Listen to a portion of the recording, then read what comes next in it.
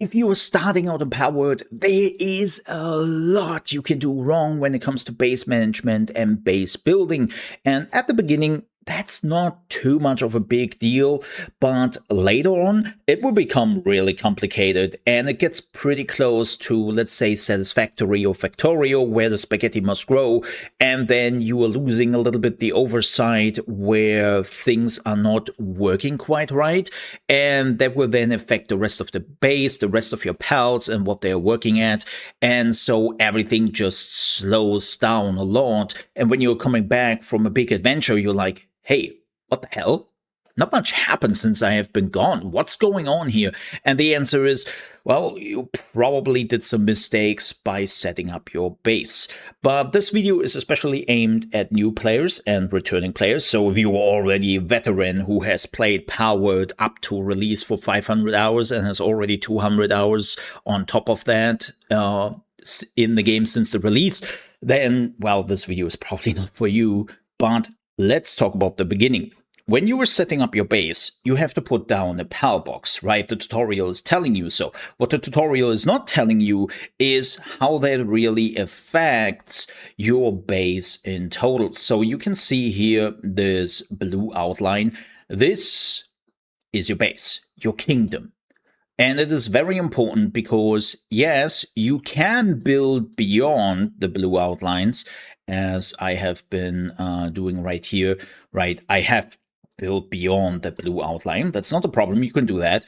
But it is very important for the pals because anything and everything which is in the circle is being acknowledged by your pal. So if you were building a workbench outside of the blue circle, the pals inside your base will ignore it. So make sure that you can put all the items in here. But wait a minute, Mo, it's pretty cramped already in your base and you haven't really built much. What's up about that? Can you increase the size of the outline of your base? The answer to that is unfortunately no, you can't. That is the size you have to work with. The good news is you can build multiple bases, but most people will use the other bases they can build for outposts to farm specific resources. That's something I'm doing already, right? I have a second base up here in the mountains. There is a lot of iron / metal you can basically farm. And I have some pals there which are doing nothing else, 24/7 just farming the iron. And that's that base in particular. And of course, you can individualize it as much as you want, but that's what a lot of people do. So what I do recommend, if you really don't like the size of the base you have to work with, there is thankfully a mod on the Steam Workshop or on Nexus, I think, and which would just increase the size tenfold of your base. Like, it's becoming really big when you're utilizing that mod. I'm not doing it right now, but I will probably do it soon. So you might want to think about that. Now, you have built the Palbox, you are starting to build your base. What's next? Now, we have to talk about something which is an option and not really something which has something to do with the pals. What you want to do, because it's not the default, is you want to go into options, right? Then you want to go into game settings, and then you want to go into keyboard. If you are using a keyboard, I don't really know what the controller pad is, sorry, but you want to go into keyboard and you want to activate the single button press for hold interactions to on and change build mode, switching from hold to toggle also to on. They're both on off. What does that do? Well, it's pretty simple. You don't have to hold down the work button anymore, right? I can just go here, hit F once, and now my character is just working on it. I can leave my keyboard, I can leave my computer and do something else in the meantime. Your character is working on something or is helping out, right? It's super helpful. The same goes, of course, for the building. And even if you're not leaving your computer, let's be honest, who wants to hold a button the whole time? Like, I'm working on a gigantic epic sword here. Who wants to hold the button for 10 minutes? Nobody. So this is a super way to just make things easier, and you might want to activate that. And the same goes for building, right? It does the same thing in building. But now you've built your Palbox, you have set down your first pals, and you're wondering, What should I do here? Well, the first thing you really want to make sure is what your pal can do. You can see the work suitability on the right side, and you can see that they are up to 10 levels. Yes, this is a big change from the early access version of the game, where there were only 5 levels. Now they are 10, and the higher the level, the better they are in their respective work. That's not the only thing. Work speed is also very important, and how many stars your pals has. And the formula, how that is all getting calculated, has changed significantly from the early access version. But I will make an extra video about it because it is quite technical and it deserves its own video. But for beginners, the only thing which is really important for you is this when you are choosing what your pal is working on, and the partner skill. You can see that right here with Chloe. While a base, increase the gathering work suitability level for all other pals by +1. Does not stack. And that doesn't go for Chloe. But if you're wondering, okay, Chloe is not really good in gathering, why would I have Chloe out instead of just like a level 3 or level 4 gathering pal? Well, because you were still getting +1 to all the other pals, then that 1+ is really, really powerful. So make sure you're reading what the partner skill has, what, again, the passive skill is your pal has. And then you want to make sure that whenever you build something which you want to automate, it has the same symbol and the same level. Yes, there are a few things which will require a higher level and a better skill, and you want to look out for that. Now, there is one particular example I want to give because I see quite a bit of people struggling with it, and that is farming, or to be a little bit more precise, plantation work. So I have seen people throwing a lot of farming pals at their plantations, and they're wondering why it doesn't work.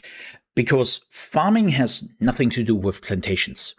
Farming is its own thing. Farming is what my pal is doing over there. My Domund is grazing right now. This is a farm, and they are now producing resources for me while they are in the farm. This has nothing to do with the plantations over here. So please keep that in mind. What you need for your plantations are 4 different things. The first one is you need a pal which can do the seeding, right? We have already seen that here, or planting. So that's the first phase. You go through planting. Then you will do the watering. So you need a water pal. Then there is the third phase, which is the waiting phase. And no, you cannot speed that up. You cannot do anything about it. It's just how it is. And you have to wait. There is no specific work suitability who speeds that up. And then, of course, after your farm or plantation is ripe, you need a pal which can gather.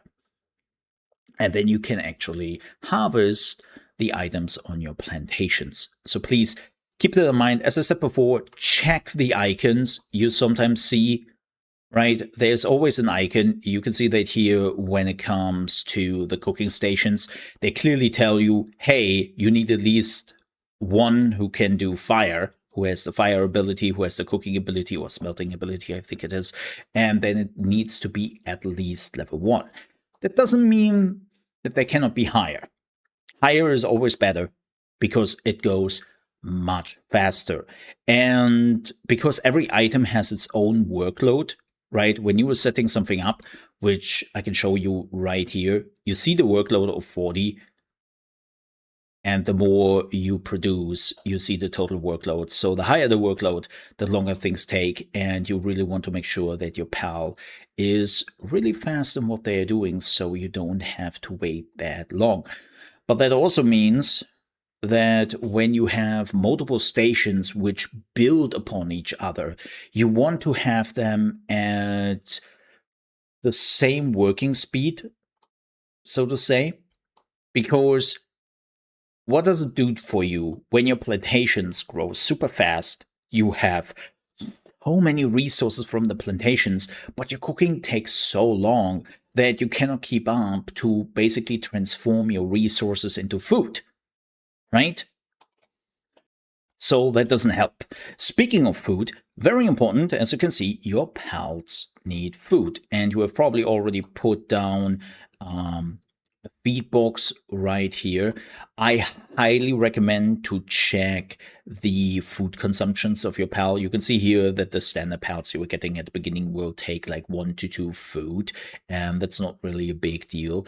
But the bigger and more powerful the pals become, especially bigger, they need more food, and you should really take that into account, because it's great that you have, like here, the Broncherry is a level 5 cedar, but you can also see how much food that thing needs.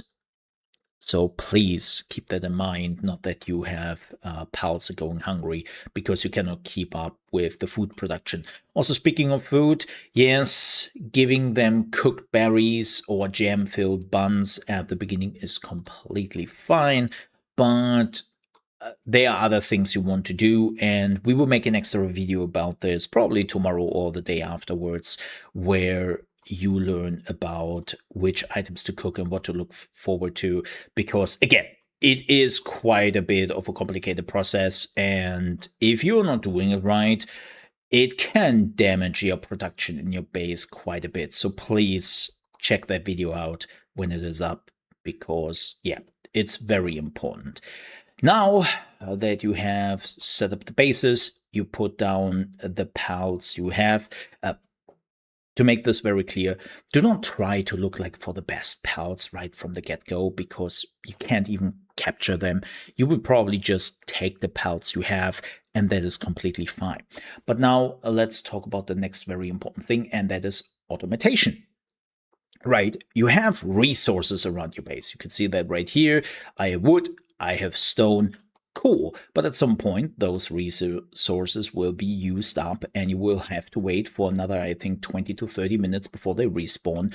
And you don't want to have your pals standing around. So the good news is you can just build those automation stations which have infinite resources.